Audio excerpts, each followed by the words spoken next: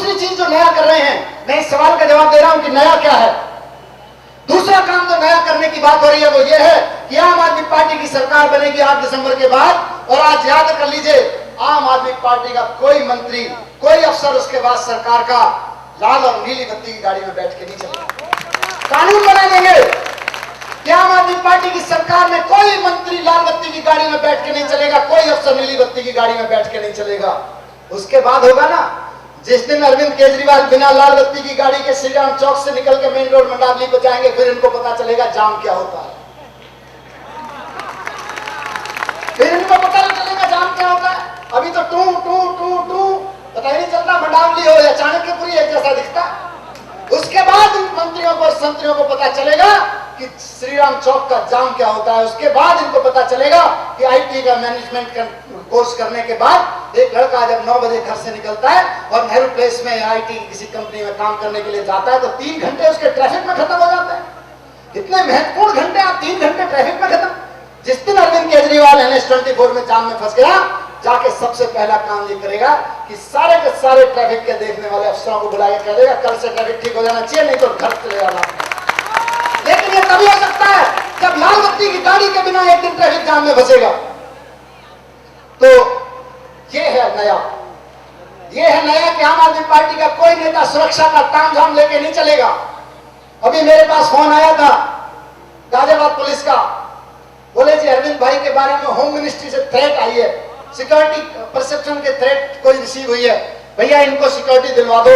SP ने कहा, inspector ने कहा भाई आप मनाओ, आपके पुराने दोस्त हैं, आपकी पार्टी के नेता हैं।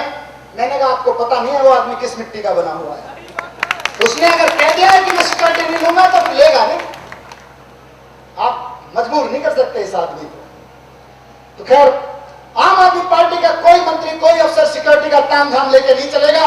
मनीष सिसोदिया अगर अच्छा काम करेगा तो आप लोग आके यहाँ ताली बजाओगे, और नहीं अच्छा काम करेगा तो बीच में कोई पुलिस वाला नहीं आएगा, यही आके जूते मारोगे। ये जरूरी है, ये पुलिस वालों को हटा दो बीच में से। ये नया है और बहुत सारी चीजें नई हैं, लेकिन मेन चीजें यही है कि वंशवाद खत्म होना है, सिक्योरिटी का तामझाम खत्म होना है, बड़े बड़े सरकारी बंगलों में बैठना बंद करना है। इसके बाद जब लोगों को लगता है कि हाँ भाई कुछ नया तो है, नई बात तो कर रहे हो, कांग्रेस और भारतीय जनता पार्टी ने ऐसा देखा नहीं, कुछ नई बात तो कर रहे हो, लेकिन ये बताओ इससे क्या होगा, करोगे क्या? तो अरविंद केजरीवाल ने कहा कि 8 दिसंबर को रिजल्ट आ जाएगा, 15 दिसंबर तक आम आदमी पार्टी की सरकार बन जाएगी और उसके 15 दिन के अंदर अंदर वो कानून बना देंगे जिसके लिए आपने श्री राम चौक से लेके और रामलीला मैदान तक धरने दिए थे। श्री राम चौक पर मोमबत्ती जला के आप लोग खड़े हुए थे, यहां से लेके पैदल जुलूस निकाले गए थे जंतर मंतर, इंडिया गेट और रामलीला मैदान तक। वो अन्ना हजारे का लोकपाल कानून 29 दिसंबर की तारीख मुकर्रर हो गई है, दिल्ली के उसी रामलीला मैदान में पास करेंगे जिसमें अन्ना हजारे ने अनशन किया था, पास किया था, और आप लोग नीचे बारिश में रहते। उसके बाद अन्ना हजारे का लोकपाल कानून बनने के बाद कोई भ्रष्टाचारी 6 महीने से ज्यादा जेल से बाहर नहीं रह सकेगा। सरकार और पार्टी की तो बात छोड़ दीजिए, फिर मनीष सिसोदिया भ्रष्टाचार करे, डॉक्टर अतुल गुप्ता भ्रष्टाचार करे, विनोद कुमार बिन्नी करे, अरविंद केजरीवाल करे, जो भ्रष्टाचार करेगा वो 6 महीने में तिहाड़ में पाया जाएगा, सरकार और पार्टी में नहीं पाया जाएगा। उसके बाद ये करना है कि दिल्ली में बिजली के दाम आधे करने हैं। अरविंद भाई ने मोटा मोटा अनुमान लगाया, दिल्ली सरकार का 40,000 करोड़ रुपए का बजट है, 40,000 करोड़ रुपए का, और 40,000 करोड़ में से 15,000 करोड़ रुपए भ्रष्टाचार में चल रहे हैं। सीधे 15,000 करोड़ रुपए भ्रष्टाचार में चल रहे हैं। इस 15,000 करोड़ को अगर रोक दिया गया, इस चोरी को अगर रोक दिया गया, तो दिल्ली में नए स्कूल और अस्पताल बनाने की भी पैसे की कमी नहीं रहेगी। दिल्ली में किसी एक ब्लॉक में कहीं जहां भी सीवर नहीं डले, सीवर के लिए पैसे की कमी नहीं रहेगी। यहाँ जो छोटे छोटे पानी के पाइपलाइन डाले गए हैं, यहाँ जो छोटे छोटे सीवर लाइन डाले गए हैं, आपका अगला देखिएगा बारिश में ओवरफ्लो करेगा। इन सबको रिपेयर कराने के लिए पैसे की कमी की नहीं रहेगी, कमी नियत की है। नियत आप पूरी करवा दीजिए नवंबर के बाद, उसके बाद पैसे की कमी नहीं है। आप लोगों ने बहुत टैक्स दे दे के खजाने भर रखे, ये करना है। और बहुत सारी चीजें करनी है। महिलाओं के लिए सुरक्षा कमांडो फोर्स बनाने हैं, महिलाओं की सुरक्षा के लिए स्वराज का कानून पास करना है। यहाँ मोहल्ला सभाओं में बैठ के आप कह सकें कि अगर दिल्ली पुलिस में कोई SHO, कोई अफसर, कोई स्कूल का, कोई अस्पताल का अधिकारी आपकी बात ना सुने तो आप मोहल्ला सभा की बैठक करें और वहां सबके सामने कह दे कि भैया हमने आपके अफसर को सस्पेंड कर दिया है, ले जाओ अपने। जनता पास करे आदेश, आदेश जनता में पास हो, बजट जनता बनाए। विनोद कुमार बिन्नी जी ने वहां पे कौंडली के अपने वार्ड में इसका साक्षात उदाहरण पेश कर दिया। अब ये बात कहने की नहीं करोगे कैसे, हमने करके भी दिखा दिया। विनोद कुमार बिन्नी भाई ने वहां मोहल्ला सभा कराते हैं हर महीने, जनता आती है, अफसरों को लाइन में बिठा देते हैं, एक एक काम जनता की तरफ से बताया जाता है, ये काम होना है, अफसरों को कह दिया जाता है ये काम होना है। भाई वही काम होता है, उसके अलावा कोई काम कराने की क्या जरूरत है जब जनता के कहने पे काम हो रहे हैं। तो साथियों ये सारे काम करने हैं, और भी बहुत सारे काम हैं, लेकिन जब मोटे मोटे तौर पे इन चीजों को सामने रखते हैं तो लोगों को लगता है कुछ नई बात कर रहे हो, कुछ नया तो है और कुछ करने का एजेंडा भी है। लेकिन ये बताओ, और जो लोकपाल बना दोगे तो बेईमान होने के चांसेस भी कम है, लेकिन भैया ये बताओ कि जीतोगे? अब ये सारे सवालों का जवाब नहीं दूं या आप भी दोगे किसी सवाल का जवाब? जीतेंगे, जीतेंगे। एक छोटा सा सवाल जो आप आमतौर पे लोग 2-3 सवाल छोटे छोटे से जो मेरे सामने रखते हैं, बिन्नी भाई ने उसमें एक नई चीज जोड़ी, पैर छूने वाली। बिन्नी भाई अभी यहाँ मेरे कुछ साथी आए थे, उनको भारतीय जनता पार्टी और कांग्रेस के लोग एक नया सवाल रख रहे हैं आजकल उनके सामने। हमारे साथियों के सामने बीजेपी और कांग्रेस के नेताओं की तरफ से, उनके वॉलंटियर्स की तरफ से एक नया सवाल रखा जा रहा है। क्या सवाल है, ध्यान से सुनिएगा। बोलते हैं कि भाई आप हमारी पार्टी का नेता तो जब पैर छूना शुरू करता है तो छोटा बड़ा देखता नहीं है, बच्चों को भी पैर छूते हुए निकल जाता है। बोले आपकी पार्टी में यार ऐसा नहीं करते लोग, क्या चक्कर है? एक आदमी ने कहा, 2 आदमी ने कहा, सलाम करता हूं अपने पार्टी के उस साथी को जिसने पूछा, कांग्रेस के कार्यकर्ता से खड़े होकर पूछ लिया कि भैया तुम्हारी पार्टी के नेता, वो हमारे कार्यकर्ता को चिढ़ा रहा, तुम्हारी पार्टी के नेता में दोष नहीं है। उसने कहा कि मैं सलाम करता हूं उस कार्यकर्ता को जिसने जवाब दिया, उसने कहा कि भाई तुम्हारी पार्टी का कार्यकर्ता तो पैर छूते हुए निकलता है, पर जरा ये बताओ मेरी पार्टी का नेता तो हमेशा भ्रष्टाचार के खिलाफ आग बोलते हुए निकलता है, तुम्हारा नेता कर सकता है क्या? नहीं कर सकता। जवाब नहीं था, निकल गए।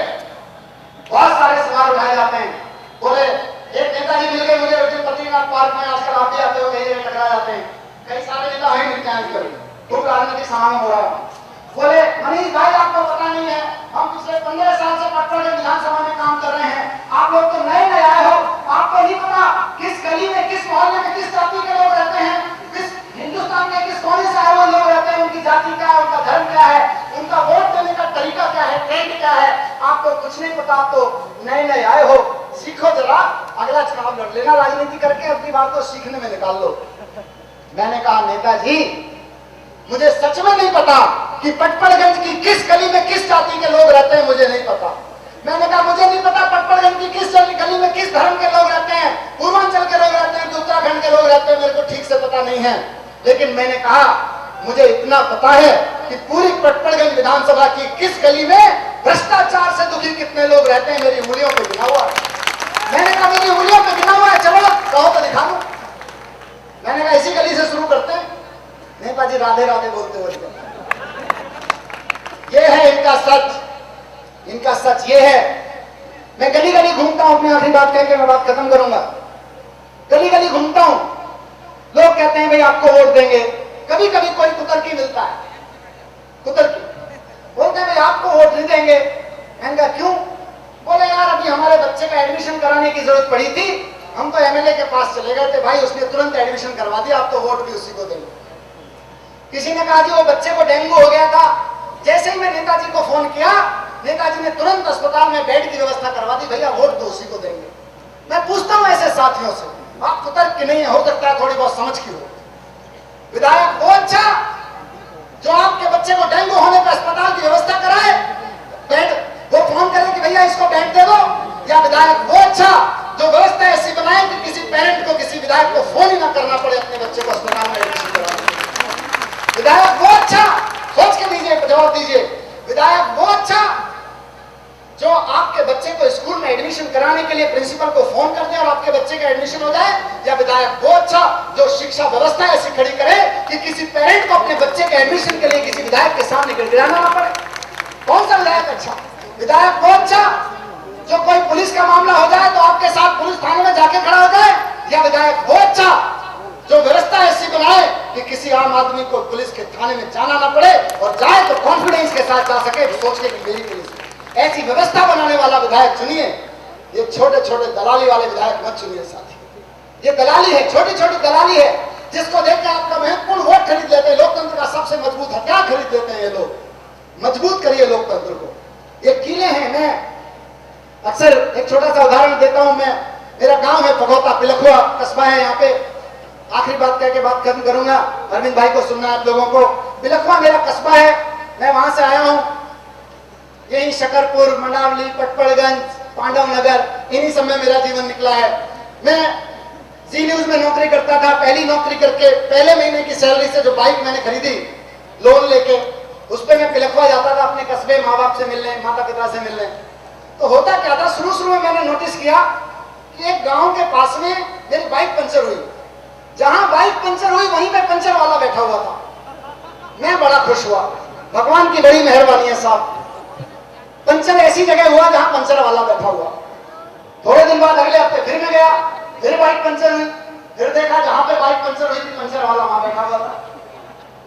तीसरी बार हुआ, तब किसी ने बताया कि भैया ये भगवान की मेहरबानी नहीं है कि जहां आपकी बाइक पंचर होगी वहां पंचर वाला बैठा रहता है। ये तो पंचर वाले की साजिश है कि जहां पंचर वाला बैठता है वहीं आपकी बाइक पंचर होती है।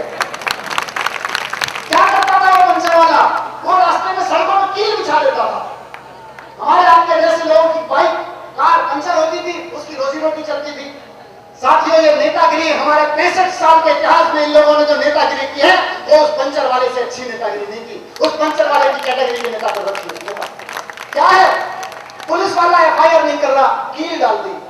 पंचर वाला ढूंढ के लाओ, नेताजी जरा पंचर लगाओ, जरा थाने चलो और पंचर लगाओ। बच्चे का जन्म प्रमाण पत्र नहीं बन रहा, छोटे नेताजी जरा फोन करो, जन्म प्रमाण पत्र बनवाने में मदद करो। बच्चे का एडमिशन नहीं हो रहा, कहां अस्पताल में कुछ भी, घर के सामने से पानी नहीं, और तो और छोड़ दीजिए बाकी बड़ी बड़ी चीजें। बारिश हो गई, घर के सामने से पानी नहीं निकल रहा, 3 दिन तक आप दुखी हैं, क्या करें, डेंगू का मच्छर खा जाएगा। 3 दिन तक आप चिल्लाने के बाद आखिरकार नेताजी को फोन करते हैं, नेताजी पंचर हो गया, पंचर लगा दो।